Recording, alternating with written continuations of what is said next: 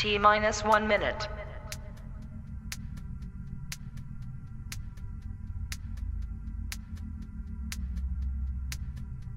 T minus 50 seconds.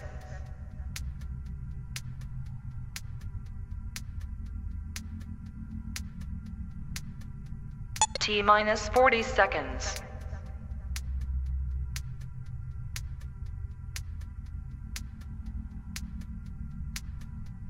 T minus 30 seconds.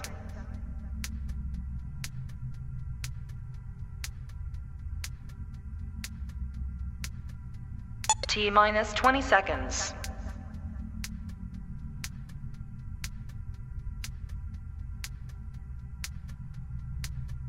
Ten, 9, 8, 7, 6, 5, 4, 3, 2, 1. Press conference. We called this press conference urgently, and we welcome your positive response to attend. We will give the NCA president a chance to address the media. Then after that, we'll take any questions. So we hand over to the president, Professor Martin. Okay, thank you very much, spokesperson.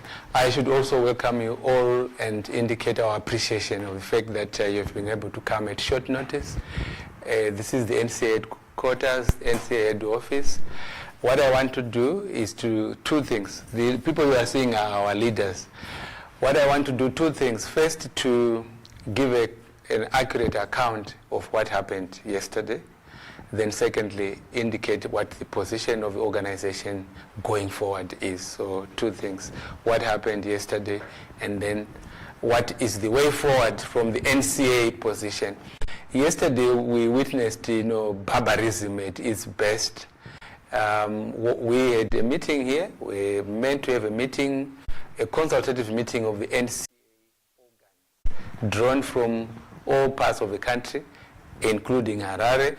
The purpose of our meeting was to discuss our strategies of opposing Constitution of Zimbabwe Amendment number 3. It was not a meeting to say, are we in support or are we not in support?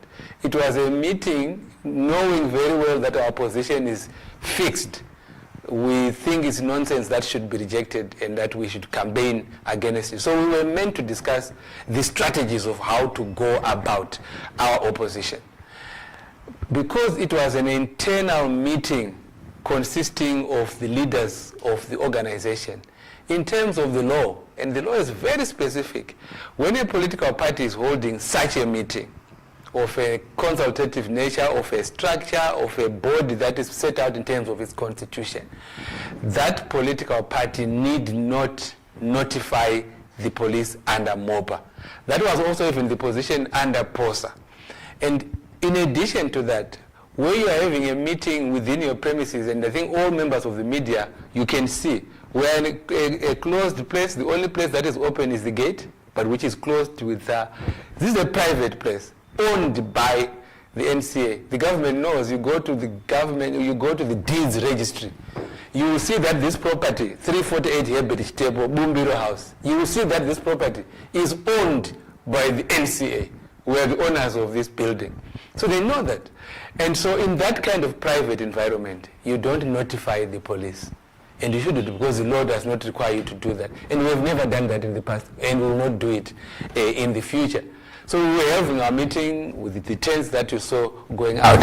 Then the police came. They had done that 2 days earlier when they abducted our members at the meeting that they held here. I'm sure that is already in the public media. And they parked the 2 vehicles outside. Then they were entertaining other vehicles that were not marked as police vehicles, but without number plates. And these people will come in and out. Those persons were actually also members of the police or a security establishment, with a very clear coordination between them. When the meeting was about to start, in fact, someone was making an announcement in the tent that we are waiting a few minutes so that we can now start. Other people who are still arriving from Harare will join us in. They thought the meeting was kicking off because they had people there. Then they forced their way at the gate. There were people at the gate, the members that were ushers there. They forced themselves there with all forms of arms and so on. What we saw would be the baton sticks and other things that were hidden. You also know that they then fired a shot. Now, when they did that, I actually went to them to just find out what was, because some of our members really wanted to confront them and say, look, why are you coming to disturb us? We are a political party, we are in a private space. We know that ZANU-PF is currently organizing meetings everywhere. Even as we were doing our meeting here yesterday, ZANU-PF was holding what it was calling consultative meetings in the provinces, at their offices or at some other places. And so there was that. So I feared that there might be an ugly confrontation between our membership and the police. So I came in between and said to our members, please, let's just go back, we hear what. And they couldn't give me a chance to have a conversation with them. And they fired shots in the air, which scattered everyone. And then they came for me. They started beating me up, left, right, and center. Madhuku anetsa, what was etc. But because I wasn't running away, I was just sitting. I had taken the position we used to do in the past, where such events occurred in the past. You would sit down, and then you would be told, under the First Republic, you will be told that you are under arrest, and you will normally not be beaten further once you have more or less surrendered, which is what I did. So I sat there, but that was again an opportunity to come back to me. They would go around, chase people, then you come back. At least each one of them had to give me blows. I think there were about 5 or 6. Like they'd arranged that you can't go away without beating this person. So they're beating all over. And then you got our members who were beaten, other members who wanted to come to me to get my phone and so on. You have effort who was there and so on, who also suffered just because he wanted to come to the aid. So it is that unprovoked attack, which then left 17. Now that's the number. 17 of our members injured, all sorts of injuries. I think you are aware of that. We then took them to 2 medical institutions, one at the Avenues Clinic, and the others were taken. Here I must mention the Doctors for Human Rights that came in and said they will assist with the part of our course. But yesterday's thing was totally unwarranted, and I must put it on record that it was the police. It can never be anyone else, because it's not a matter of doubt. It was the police. So when they left here, the police vehicles were still parked outside. Then some of them went out, got into these unmarked cars. Others joined the police vehicles. They left together.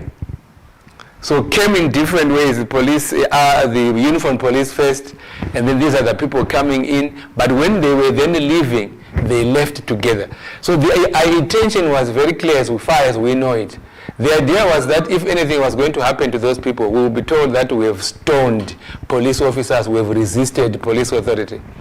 But if that didn't happen, then we'll hear the narration that we were not involved. That's the trick.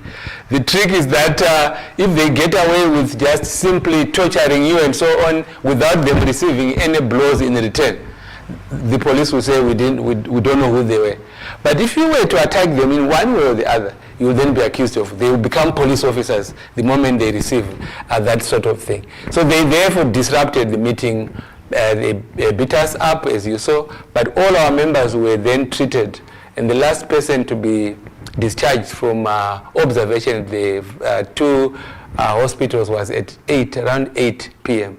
I was among those who were the last ones from Baines Avenue, Avenues Clinic, 8 p.m. And so all our members are recovering now from home. No one is still in hospital. Is that correct? Yes. Yes, no one is still in hospital as we speak. They are all released with various bruises, etc.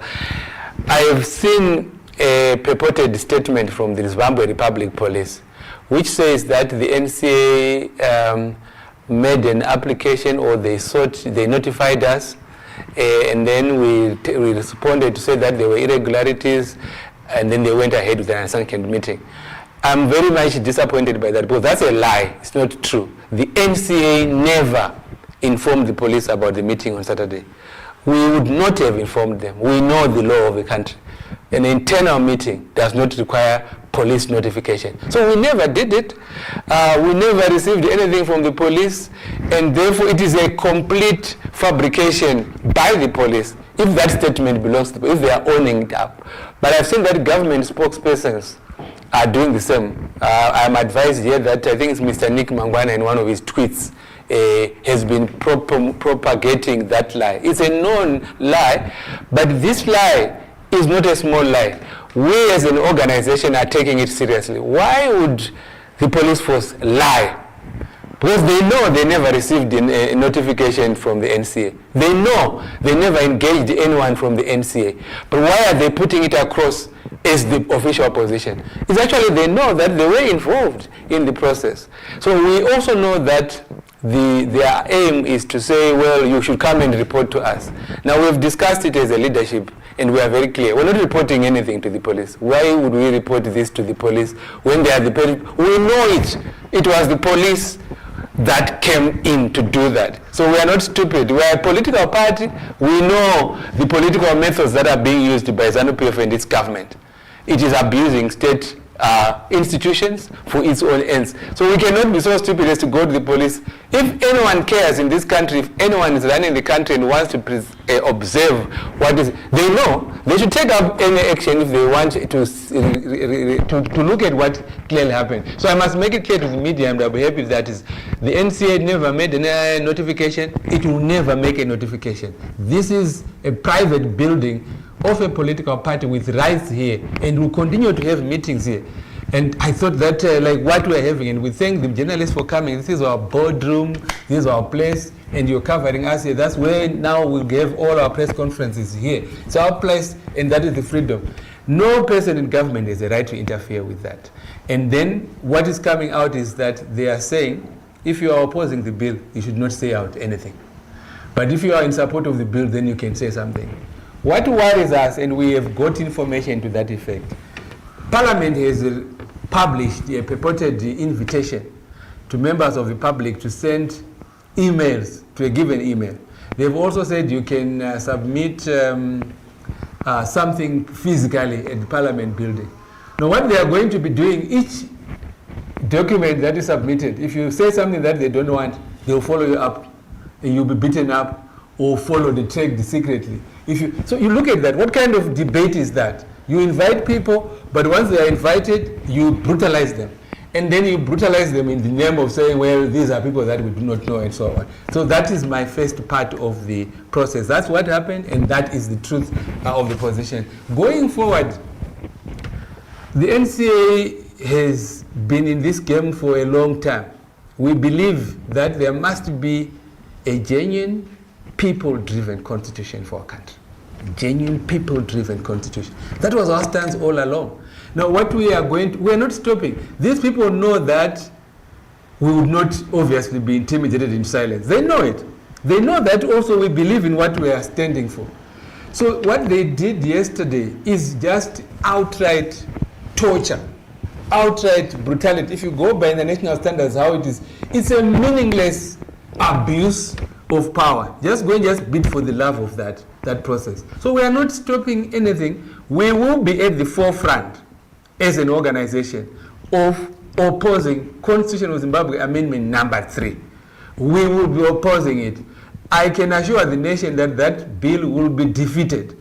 Now I need to make sure that people realize that the defeat would come perhaps sometimes not as early as they want, but it will ultimately be defeated. Its evidence of defeat is that there will be elections in 2028. There is not going to be a 2030 thing. There is not going to be the nonsense of saying if you are elected in 2023 and you are a councillor, you remain and say, and I will remain there. You are an MP, you remain and say, and I will remain there. You are the president, you say, and I will remain there. That is not going to happen. So that is what we will do, let me be clear again, because I've said that before. The first thing is what we are doing. We are mobilizing people, telling them what this bill is all about, what we can call mobilization and civic education. So that is point number 1. Just exchanging information with the people like we were doing. That's number 1. Number 2, we will use legal mechanisms available to stop. We also want other institutions of the state to play their part. We are citizens. The courts are there. This is about law. it's clear that the law will not allow what they've done. We want to test the court. So there will be several legal challenges. And if we are lucky, the courts will stop this thing earlier than the process. But fighting through the courts is also going to go all the way. And let people not lose hope. Let's say they still pass something in Parliament and say we've approved the two-thirds, and they send it to the president. That doesn't stop the fact that it is unlawful for a sitting president to benefit from an amendment. So 328, Section 328 will still apply. So we can even challenge the amendment when it has already been signed into law, and it can still be nullified. So people shouldn't lose hope, but we don't think we'll reach that far. There's also the challenge which will come where even if they succeed, we say we want a referendum. So the courts can help. So the courts can be very helpful at least 3 stages. Now, before the 90 days are up, we might have a court challenge that can stop that. We've seen some of the challenges. Even after the 90 days, we might still nullify whatever is passed by Parliament, and then we can also enforce a referendum. These are things. So that will be the second stage, challenging that. If that fails, the third stage, even if they were to pass it into law and say that they are there, we will be opposing them day in and day out and telling them that you are an illegitimate government.